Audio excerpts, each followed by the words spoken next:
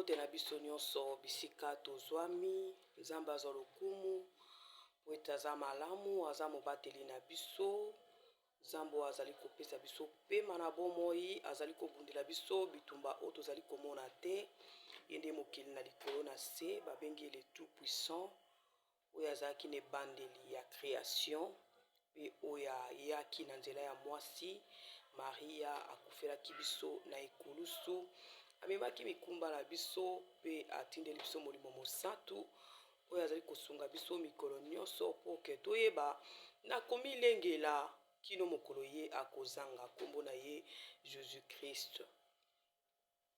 Shalom encore. Bien-aimés dans le Seigneur, nasepelaki to partager un sujet moko ezalaki très important pour que emema biso un peu na réflexion parce que eza mutuna o etuna maka mingi et na kati ya ba église bateyaka yango rarement.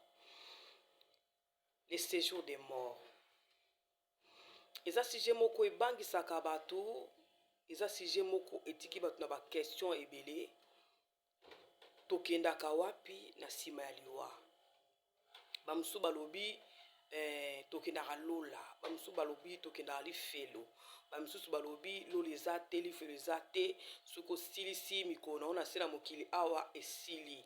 Bien aimé, moi je te dirais que le séjour des morts existe.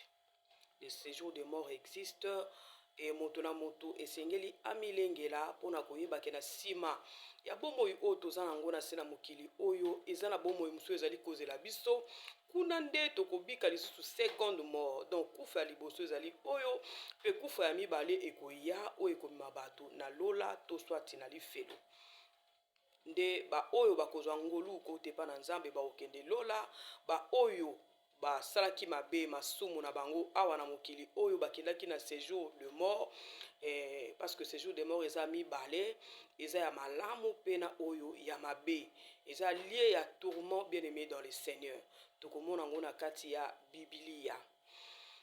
Ebongo bato babongamaki nde bakokende lola kasi bao babongamaki te bakokende na lifelo yango esengeli na ngai na yo bien aimé chaque jour toyeba na komilengela tobongama po toyebi ngonga te koloba te depuis baloba Yesu azali koya te mikolo epusani bambula eleki ebele bakosaka na bango. Bien aimé, moi je t'assure que la mort est là.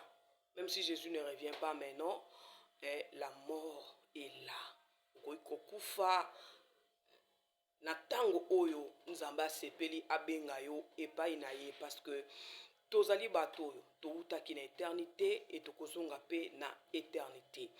En réalité dans l'homme c'est l'esprit. Tokotanga mukanda na nzambe na livre ya Luc chapitre 16 tobana na 19e verset kuna tokemona lisolo ya Lazare. Il y a deux Lazare dans la Bible, Lazare au Christ a ressuscité et Lazare au Yesu Masia azali kopesa l'ICC. Na bon bien aimé, totangi na kombo na Yesu, il y avait un homme riche qui était vêtu de pourpre et de fin lin et que chaque jour menait joyeuse et brillante vie. Un pauvre couvert d'ulcères du nom de Lazare était couché à son portail. Il aurait désiré se rassasier de ce qui tombait de la table du riche. Même le chien venait lécher ses ulcères. Le pauvre mourit et fut porté par les anges dans le sein d'Abraham. Le riche aussi mourit et fut enseveli. Dans le séjour des morts, il leva les yeux et en proie au tourment, il vit de loin Abraham et Lazare dans le sein. Il s'écria, Père Abraham, aie pitié de moi et envoie Lazare pour qu'il trempe de bout de son doigt dans l'eau et me rafraîchisse la langue, car je souffre dans cette flamme. Abraham répondit, Mon enfant, souviens-toi que tu as reçu les biens pendant ta vie et que de même Lazare a eu de maux. Maintenant il est ici consolé et toi tu souffres. verset 26. En plus de tout cela, entre nous et vous, se trouve un grand abîme, afin que ceux qui voudraient passer ici vers vous ne puissent le faire, et qu'on ne le parvienne pas non plus de là vers nous. Alléluia. Awa tozomona lisolo ya Lazare na riche. Bapesi kombo ya riche te. Balobika un homme qui était riche. Et bapesi kombo ya Lazare qui était pauvre. Bien-aimé na mokili awa, bato mibale oyo babikaki na mokili ya bato. Et na époque wana, soki tokiti na se tokoya komona ke ezaki na époque ya Moïse. Ezaki na époque ya Moïse, ezaki na époque ya ba prophète. Parce que tant mutonga lobi kolo tinda mutu moko akende na ndako na biso, je 5 frères ateya bango liloba na Nzambe, et Abraham ayebisaki ye baza na Moïse pe baza na ba prophète. Donc Yesu azobeta lisolo oyo elekaki na ba siècle ebele. Le siècle passé, et pas il y a des disciples. Bien-aimés dans le Seigneur, riche oyo azaki ne sengo makasi, azaki na bozui, azaki kolia ba fête mikolo nyonso. Et Bible bi na portail na ye, libanda ya lopangu na ye, ezalaki na Lazare, pauvre. Oyo azaki nzoto momba na ulcère, azaki na ba pota. Aki na posta ya kolia, moya kosala ezalaki te, moya kokende gauche droite ezalaki te. Balobi même bamboa bazoya koleche ba ulcère na ye, ba pota na ye. Yazaki kosenga même ba miette wana ezali kokue ya bien-aimé, alia mais riche oyo azali kopesa ete, abande ko permettre ete. Bien-aimé, malgré état ya pauvre oyo kasi agardaki relation parfaite na Nzambe. Malgré état ya pauvre o bien-aimé, azalaki ko banga Nzambe, azalaki ko sambela, azalaki ko sala malamu mikolo nyonso. Mais riche o bien-aimé dans le Seigneur, malgré bozunaye, azalaki moto motema mabe. Azalaki ko sala mabe oyo, et bandaki ko sala que Nzambe asepela na ete. Bien-aimé, je te dirais que na se na mokili oyo luka obongisa nzela na yo. Pona riche oyo akanisaki vi na ye ekozala libela na kati na esengo. Pe pauvre oyo peut-être azalaki kokanisa pasi na ye ekozala libela na kati na mokili oyo. Menzoka nde pensée ya Nzambe eza pensée na biso te. Misu ya Nzambe pe jugement ya Nzambe eza différent na oyo ya bato. Ndenge ezali ezoyebisa biso makanisi na Nzambe ekokani na ya biso te, pe banzela na biso ekokani na ya Nzambe te. Na bongo bien-aimé, ba se retrouver na se ya liwa. Na kati ya liwa yango, pauvre ake epa ya Abraham, au sein d'Abraham, pe riche a se retrouver na lie ya tourment, na lie ya pasi, na lie oyo moto ezali kopela, bien-aimé dans le Seigneur. Et Bible solo na biso,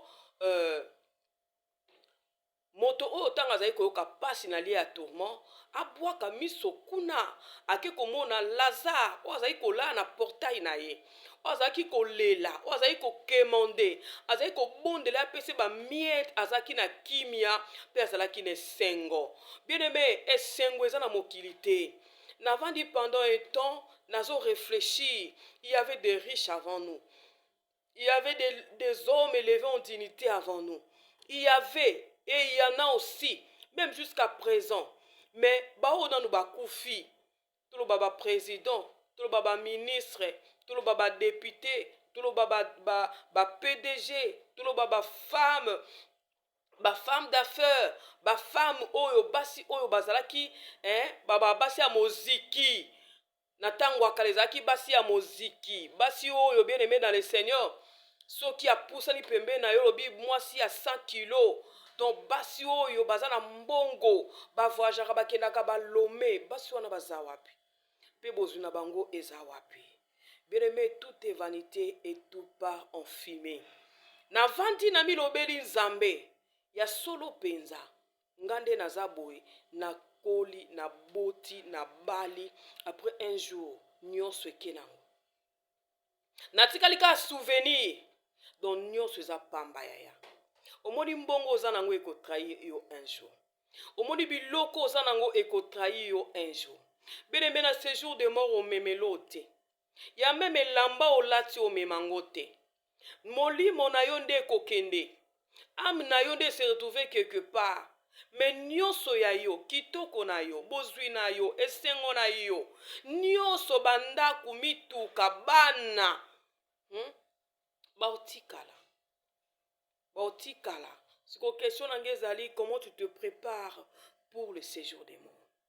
Parce que toujours belana nous paradis na enferté. Comment tu te prépares pour le séjour des morts? Comment tu te prépares pour le séjour des morts? Bien-aimé, Lazare ne savait même pas que souffrance a une fin.